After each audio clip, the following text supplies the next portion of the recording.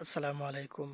আজকে আমরা একটি ডিজিটাল সোলার চার্জ কন্ট্রোলারের সাথে কিভাবে সোলার সিস্টেম সঠিকভাবে কানেকশন করবেন, বিস্তারিত এই ভিডিওতে আলোচনা করব।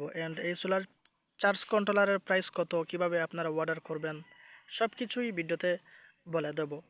তো চলুন ভিডিওটা শুরু করা যাক। প্রথমে আমরা ডিজিটাল সোলার চার্জ কন্ট্রোলারটা আমরা আনবক্সিং করব। এটা হচ্ছে 30 এম্পিয়ারের একটি পিডব্লিউএম সোলার চার্জ কন্ট্রোলার। আপনারা দেখতে পাচ্ছেন এটা 12 ভোল্ট 24 ভোল্ট উভয় সোলার সিস্টেম ইউজ করা যাবে। এটা আনবক্সিং করলে একটা ইউজার ম্যানুয়াল পেয়ে যাবেন। এই ইউজার ম্যানুয়ালটা পড়লে আপনারা এটা কীভাবে সেটিং করবেন, কীভাবে কানেকশন করবেন বিস্তারিত জানতে পারবেন। তারপরেও ভিডিওতে আমরা দেখিয়ে দেব কীভাবে আপনারা কানেকশন করবেন বা সেটিং করবেন। সিম্পলি এটা কানেকশন করার জন্য আমরা 3টা ওয়্যার নিয়েছি। প্রথমে আমরা আউটপুট ওয়্যারটা আমরা লাগিয়ে নিচ্ছি, যে ওয়্যার থেকে আপনারা আউটপুট পাবেন, বাতি কিংবা ফ্যান চালাবেন। সো এই আউটপুটেরও নেগেটিভ পজিটিভ আপনারা ঠিক করে লাগাবেন, তা না হলে শর্ট সার্কিট হয়ে যেতে পারে এবং আপনাদের বাতিগুলা বা ফ্যানগুলা পুড়ে যেতে পারে। তারপরে আমরা ব্যাটারিতে কানেকশন করার জন্য আরেকটা কেবল আমরা লাগিয়ে নেব। তো ব্যাটারিতে কানেকশন করার জন্য এখানে দুটা পয়েন্ট রয়েছে, একটা হচ্ছে নেগেটিভ অ্যান্ড আরেকটা হচ্ছে পজিটিভ। সো আমরা নেগেটিভের জায়গায় নেগেটিভ অ্যান্ড পজিটিভের জায়গায় পজিটিভ লাগিয়ে দিচ্ছি। সো আপনারা বি কেয়ারফুল থাকবেন যখন ব্যাটারি কানেকশন করবেন। এখানে যদি আপনারা উল্টাপাল্টা করেন, পজিটিভের জায়গায় নেগেটিভ লাগিয়ে দেন আর উল্টাপাল্টাভাবে ব্যাটারির মধ্যে কানেকশন করে দেন, তাহলে শর্ট সার্কিট হয়ে যেতে পারে কিংবা চার্জ কন্ট্রোলারটা নষ্ট হয়ে যেতে পারে। সো যদিও এটাতে রিভার্স কানেকশন প্রোটেকশন দেওয়া হয়েছে, তারপরেও এটাতে শর্ট সার্কিট হওয়ার সম্ভাবনা রয়েছে।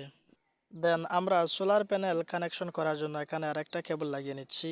এটারও নেগেটিভ পজিটিভ একইভাবে আমরা ঠিক করে দেখে লাগিয়ে নিচ্ছি। তো আমাদের কানেকশন দেওয়া শেষ। এখন আমরা সোলার প্যানেলের সাথে এটা কানেকশন করব। সো দেখতে পাচ্ছেন আমরা এখানে একটি 10 ওয়াটের ফ্লেক্সিবল সোলার প্যানেল কানেকশন দিচ্ছি। সো আপনারা এটাতে 12 ভোল্ট কিংবা 24 ভোল্টের 300 ওয়াট পর্যন্ত সোলার প্যানেল দিতে পারবেন। এটা হচ্ছে 30 এম্পিয়ারের একটি সোলার চার্জ কন্ট্রোলার।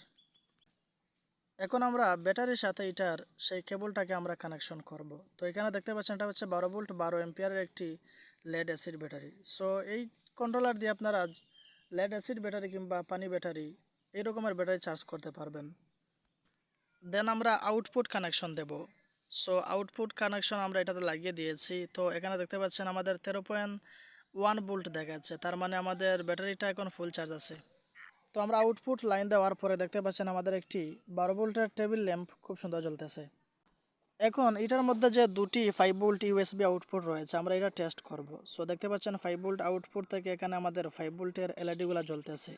এই 5 ভোল্ট আউটপুট থেকে আপনাদের মোবাইল ফোনগুলোকেও পাওয়ার ব্যাংক মোডে চার্জ করতে পারবেন। সরাসরি 12 ভোল্টের ব্যাটারি থেকে এই 5 ভোল্ট আউটপুট থেকে আপনারা এই চার্জ কন্ট্রোলারের মাধ্যমে মোবাইল ফোনগুলোকে চার্জ করতে পারবেন। এক্সট্রা কোনো 12 ভোল্টের মোবাইল ফোন চার্জার লাগবে না। তো এই 12 ভোল্ট 30 এম্পিয়ারের সোলার চার্জ কন্ট্রোলারের প্রাইস হচ্ছে 980 টাকা।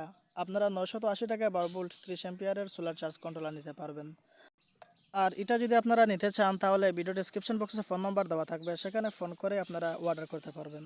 তো আমাদের চ্যানেলে আপনি নতুন হয়ে থাকলে এই রকমের ভিডিও পেতে আমাদের চ্যানেলটিকে অবশ্যই সাবস্ক্রাইব করে রাখবেন। ধন্যবাদ।